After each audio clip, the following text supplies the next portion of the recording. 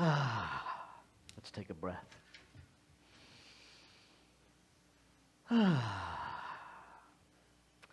So this month, our focus is on being pulled by vision.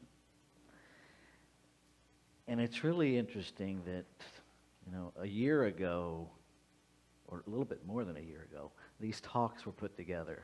There's a thing that we do in the ministry where we all collaborate and we vision and come up with themes, and then we join in and different ministers do different talks, and it comes together in a package that we make available to ministers throughout the movement. And this particular talk for today, I actually wrote about 18 months ago. And it's really interesting, this synchronicity of how all of this stuff comes together. And so the talk title is Your Commitment Greater Than Your Resistance? And it's interesting that we're in this time right now where our commitment and our resistance get to do this dance together. And many of us, if we're being really honest, we don't even know what we're resisting anymore. Right? Because everything is so up in the air and there's so much confusion. So I want to offer us this to start with. One of my least favorite quotes. You'll understand that in just a minute. This is Ernest Holmes from It's Up to You, page 27. One of the greatest stumbling blocks in any person's spiritual advancement is dishonesty. The refusal to face honestly an idea. That idea happens to... Wait a minute, let me start over. Sometimes Ernest writes in weird sentences. Let's just own that. One of the greatest stumbling blocks in any person's spiritual advancement is dishonesty. The refusal to honestly face an idea if that idea happens to not please them. See, I have some recognition. This comes in part from the human tendency to take the line of least resistance, whether it be in our physical endeavors or in our operation of our mind. Confronted with an idea that repudiates one we have held for years, we go far out of our way to entirely go around that idea to keep from being compelled to analyze and possibly to absorb it. Our cry is, I don't like to believe that. Back of this is the fear that an idea may be forced into our consciousness, which will uncover to us our own responsibility. Yeah. It's the R word, talk. I oftentimes laugh. I think I could probably get away with expelling the F-bomb from the pulpit more than I can get away with saying responsibility from the pulpit. In classes, people refer to it as the R word. But here's the thing, folks. Our invitation, let me just stop because I'm really distracted. I know it's the wrong slide, and if we could all just let that go, I can focus on my talk. Thank you.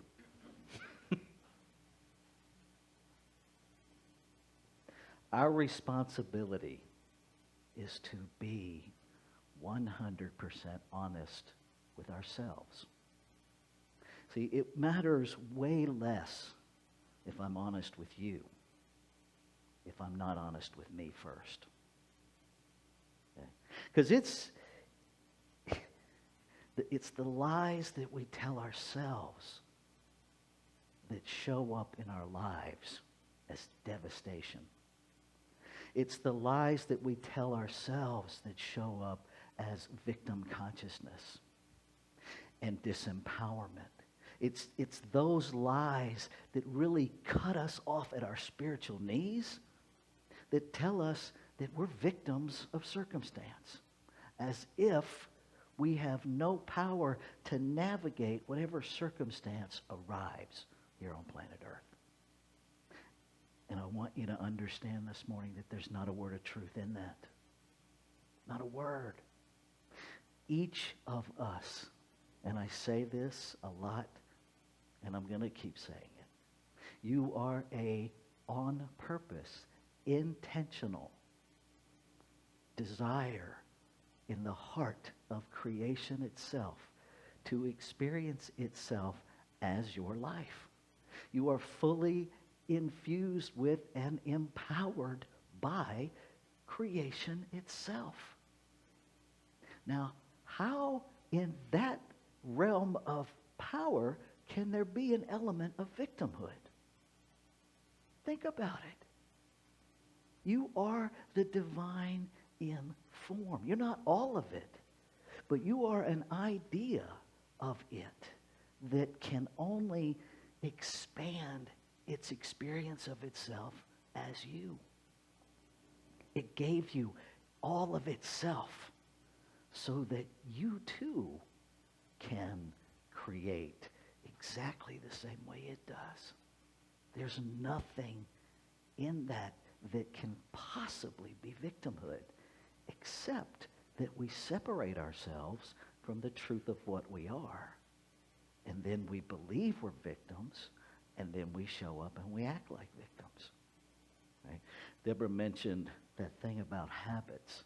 So here's how this mechanism that we call a human being works. Our thoughts create our feelings.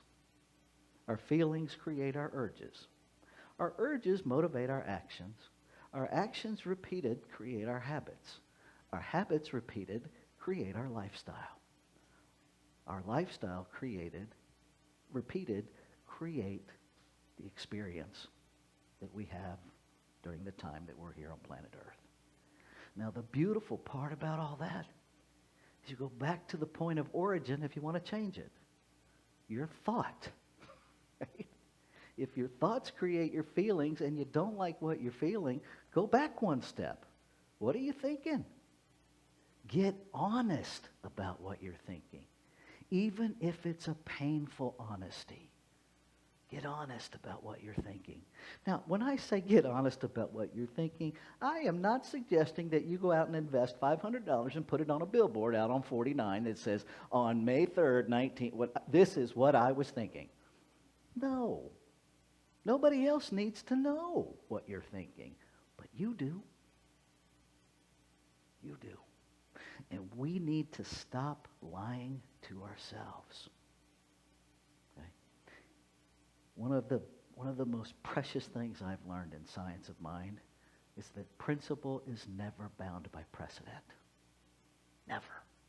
That spiritual principle is not bound by anything that has happened in the past. Right? What that tells us is we get to change. But we only get to change if we choose to change. You cannot complain your way into a better life.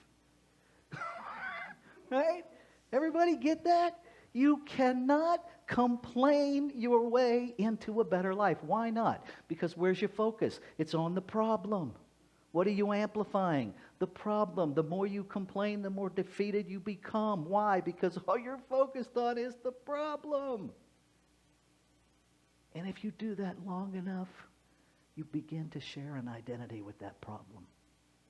And you begin to see yourself as the problem.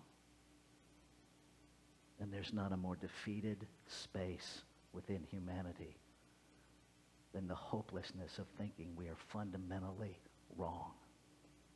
That we are fundamentally a mistake. It drives addiction. It drives suicide. It drives homicide.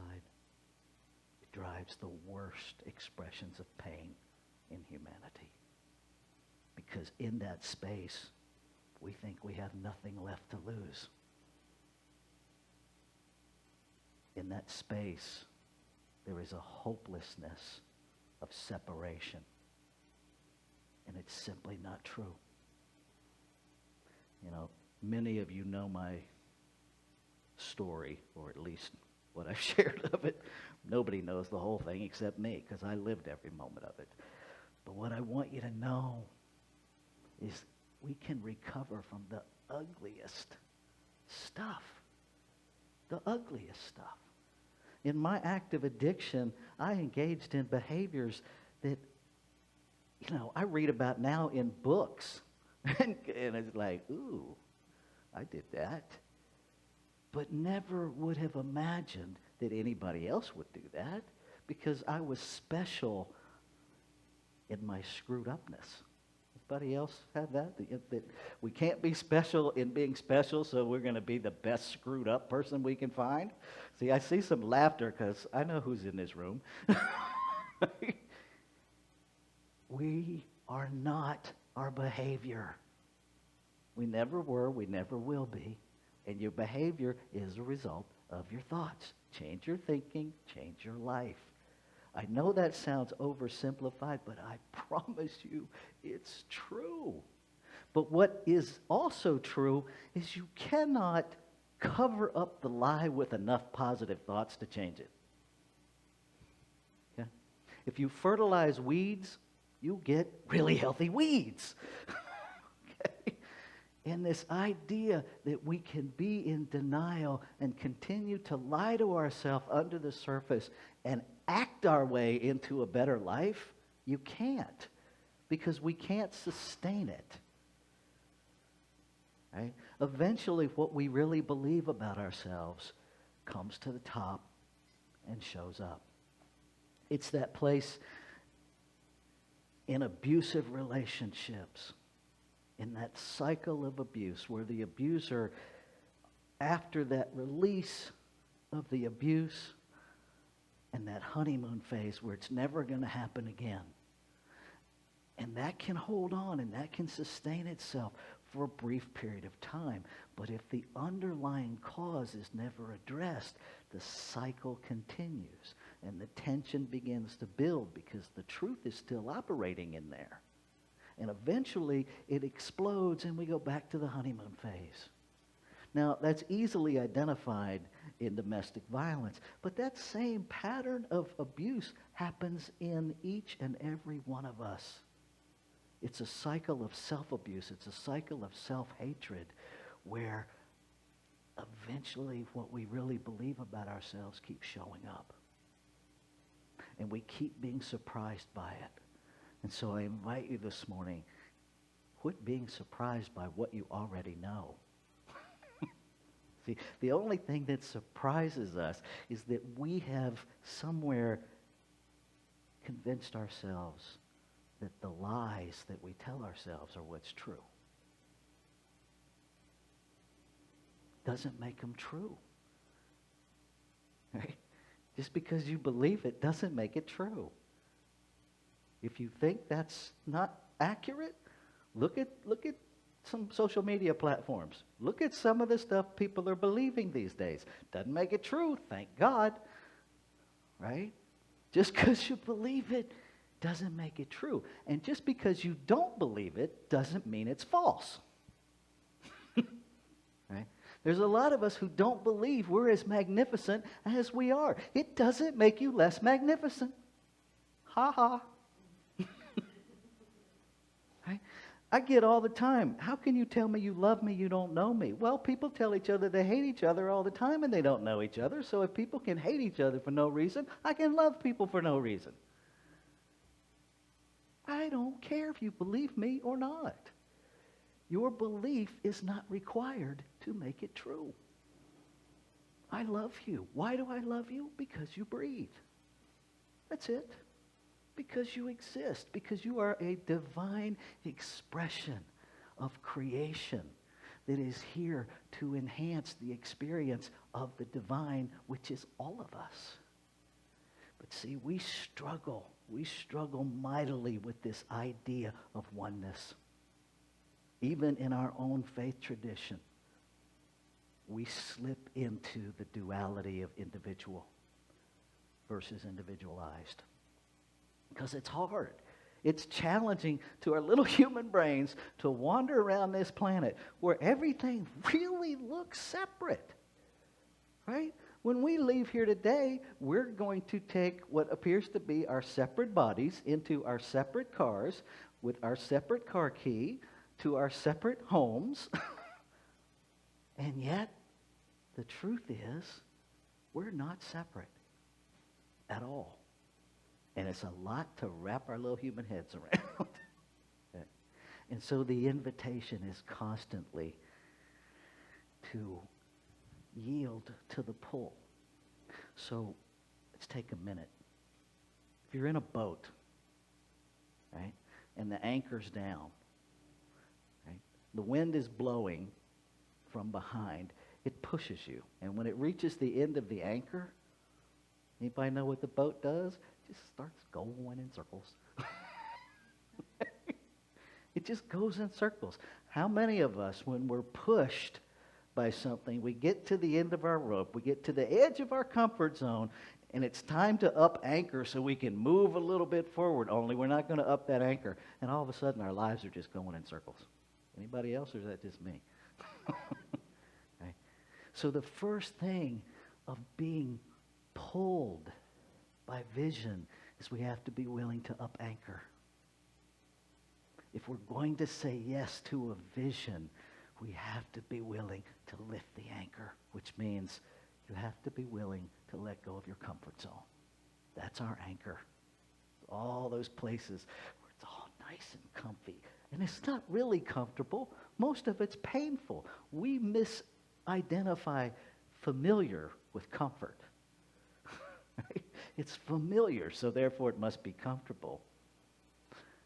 As one who lives with chronic pain, it's familiar. It ain't comfortable, but it's very familiar. In my active addiction, there was a lot that was familiar. None of it was comfortable. Right? Again, we have to tell ourselves the truth. Are you comfortable, or are you anchored in familiar? Because if you have any divine discontent that you want things to be different, you're not really comfortable. Hate to break it to you, but you're not. Right? So we have to lift anchor. And the third thing that we have to understand is that transformation. What is transformation really? Transformation renders the previous version of a thing unrecognizable. You cannot transform your life and have it look the same way it does now. Anybody seen a caterpillar that is transformed into a butterfly that every once in a while still looks like a caterpillar? I mean, you're looking at the butterfly and it's like, oh, you just turned back to a caterpillar. What happened? No, because the previous version is unrecognizable. In that whole process of becoming the butterfly, the caterpillar is literally completely dissolved into a gelatinous state. Now, here's the part that we don't always talk about. The necessity of that is because that feeds and nourishes the butterfly, right? So it makes everything that you've been through valuable. Everything that has been you up until this point is fertilizer for the new you. But we have to let it dissolve. We have to be willing to release our previous idea of ourselves in order to feed the new idea of ourselves. It's such a brilliant system. And the only thing that stops us from evolving into an amazing expression of our brilliance every day is the lies that we've bought about ourselves. That's it. And if we are telling the lies, we can tell the truth. That's the part we have to get. You are empowered with the truth. I'm going to begin to wrap up with this, if I can find this quote.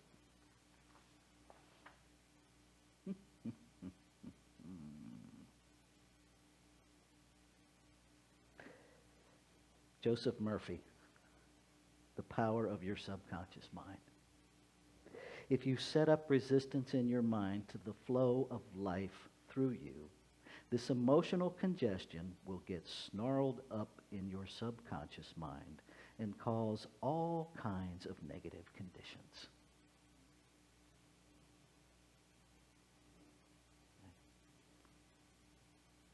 Shifting that shifts all those conditions. We are not, and I want to be very clear, we don't control the weather. We don't control other people. Right?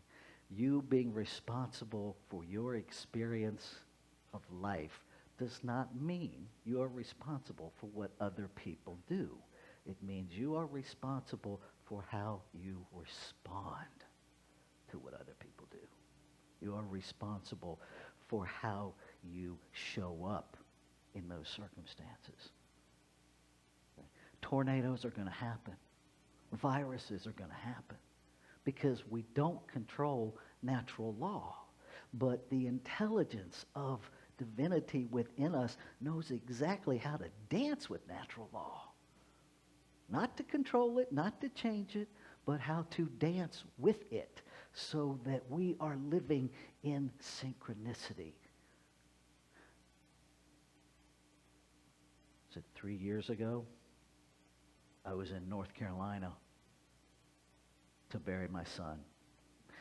And I was listening, went to the center there, and Dr. Barbara Waterhouse was talking about people. There happened to be a hurricane on the East Coast, right? And I was like, I don't know if I'm going to get my flight back to California or not, because it's not a good idea to take off in the middle of a hurricane. Just not a good idea. And people were flooding her with prayer requests that she pray to stop the hurricane. And she was really clear from the pulpit, not going to happen. Not going to happen. No matter how many times, no matter how many people ask me to pray that the hurricane stop, I'm not going to do that. That is not my job. It doesn't even make sense because I would be asking to control natural law, and that's not my job. But what I will pray for is that the divine intelligence within every human organism on the planet is awake and aware and follows the divine intelligence within them to navigate wherever they are in the hurricane. Let's go back to the R word. We don't want to take responsibility for how we're dancing with the hurricanes. We just want the hurricanes to stop. That's not how it works. It's not how it works. And notice, we want to call someone else and have them stop the hurricane. It's not how it works. Right? There's this meme that used to fly around on Facebook. It's not my circus, they're not my monkeys. Well, guess what? It is your circus. They are your monkeys. You're one of them. Because there's only one circus. And we are it. And so perhaps responsibility is not such a nasty word. You don't have to change. Yeah, I'm going to say this. You only have to change one thing. One thing. Everything. It's the only thing you have to change. Just one thing. You have to change everything. Let's take this into prayer. And so as I allow my consciousness to become aware, palpably aware, to recognize, to recognize, to know again, that there is one infinite, ever-present allness. Beyond any name, it is infinite in its being. It is eternal in its being. It is unlimited potentiality. It is that singular source out of which all is created, unto which all return. And so I know that I must be that in form. That creation began and has been continuous and expresses as me. That all that it is, lives, moves, and has its being expressing as me. And what is true of me is true of all life, of every form of expression in the physical and everything that surrounds the physical. Everything, this one divine wisdom, love, knowledge, expressing itself, expanding. The one thing that it can expand is experience. And so I lift my voice, claiming and affirming that humanity is awakening to this truth within itself. That all of the divine, whether we call it God, love, Buddha, peace, Allah, Great Spirit, the name matters not. It is unlimited. It is expressing. And so I speak my word, claiming and affirming that everything unlike it bubbles to the top to be honestly embraced, knowing that the embrace is the first step to healing. That embracing the lies that are operating and cashing them in for truth is the redemption that we seek. And as we engage in this reciprocity of healing, of revealing the truth within ourselves, we reveal the truth within the whole because there's only one thing happening.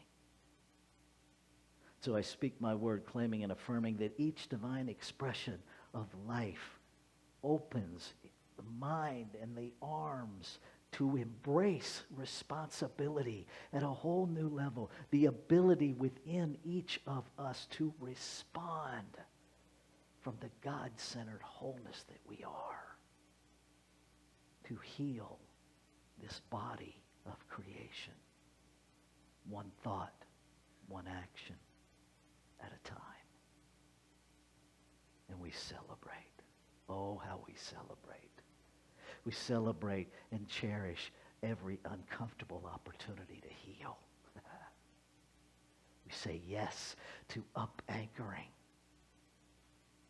knowing that the ship will not be adrift, but guided, pulled exactly where it's to be gone.